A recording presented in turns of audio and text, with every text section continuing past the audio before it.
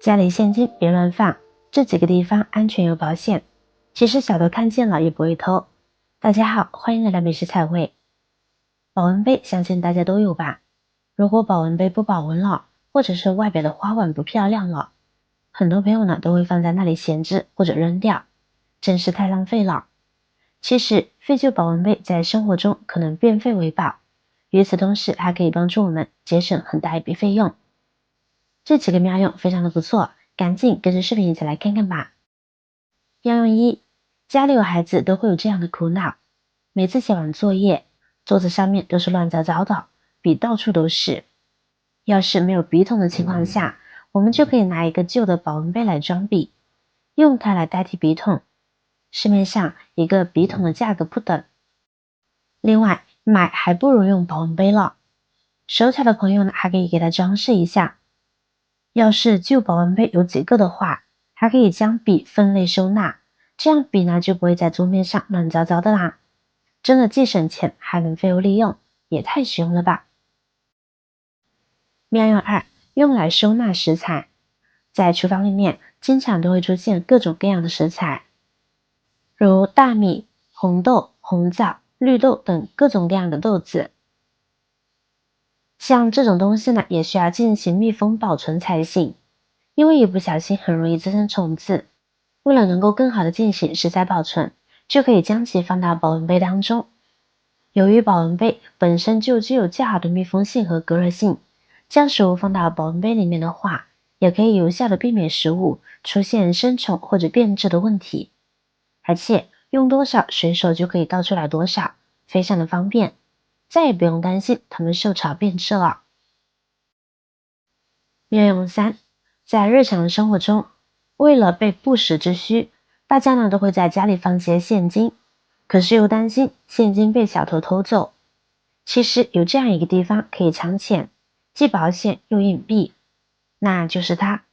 相信不少朋友的家里呢都有这种废旧的保温杯，那么可以把钱卷一下放在保温杯里面，然后再盖上盖子，放在显眼的地方。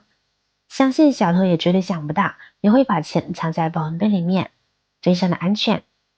大家看过这样一则新闻吗？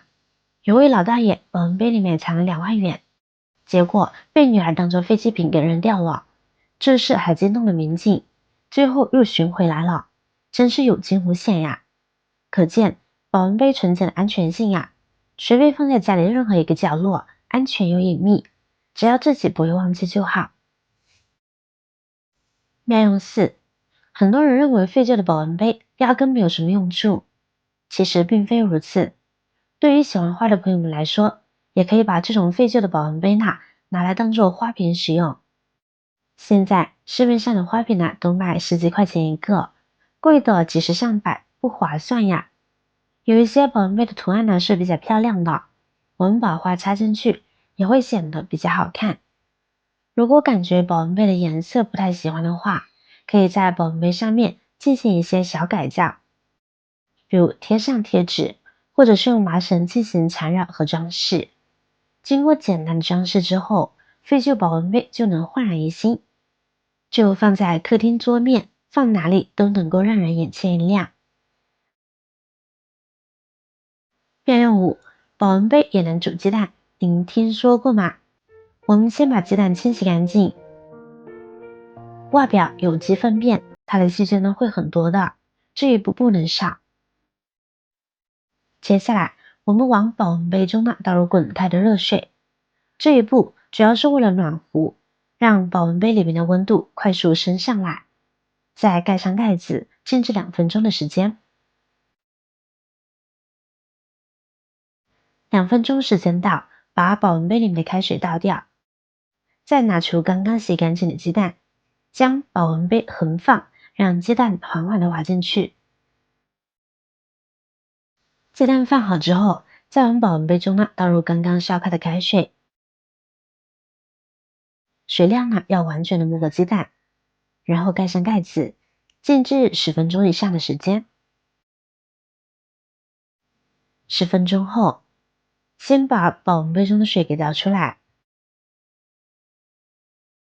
再竖起来，将鸡蛋拿出来，再轻轻敲打几下，把鸡蛋外壳剥掉。用保温杯煮出来的鸡蛋，蛋白 QQ 弹弹的，摸上去十分的滑嫩，而蛋黄凝固的刚刚好，呈现为糖形的状态。如果是喜欢吃老一点的鸡蛋的朋友，就可以让鸡蛋呢在保温杯中多焖上几分钟，再拿出来的话，就会成熟的刚好。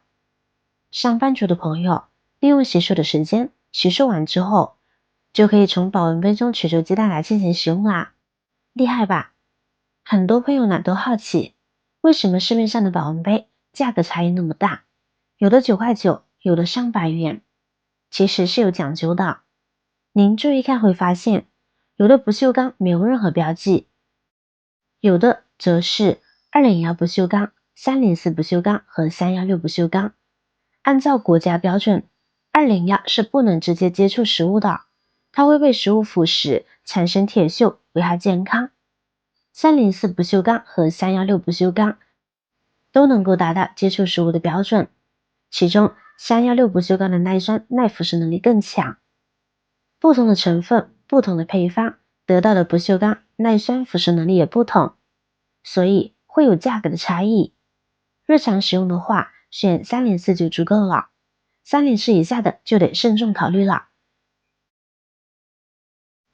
那保温杯用久了都会出现这样一个问题，保温杯底端以及杯内不容易清洗干净，有很多的黑垢，长久如此呢会繁衍很多的病菌。像这种杯口小、杯壁高的杯子最难清洗，很多人就不知道该怎么将它清洗干净。这里教你一个简单的清洗方法，我们可以先找来一把绿豆往保温杯里面放，跟着加入少许的食盐、小苏打，之后再倒入1/3的水进去，最后呢，我们再将它的盖子盖紧。盖完之后呢，我们就可以将它拿起来了，进行摇晃了。摇晃的时候尽量用力一些，这样里面的绿豆呢就会被摇晃冲击到我们的保温杯和杯壁。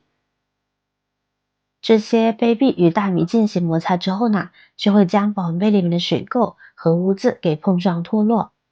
而小苏打的清洁能力，大家呢都是有目共睹的。